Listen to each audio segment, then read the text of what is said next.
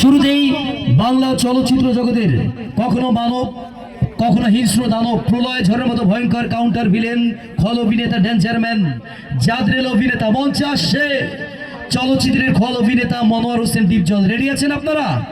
শুনুন সেই ডিপজলের আকর্ষণীয় অভিনয়। ওই কাবিলা বড় ভাইয়ের ইজ্জত আমার ইজ্জত।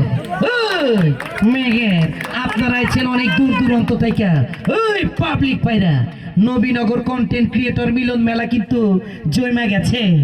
আই হা মেঘের আমগো মাঝে আইছে ওপার বাংলা থেকে আমাগো সেই মডেল নায়িকা, নামটা জানেন কি আপনারা?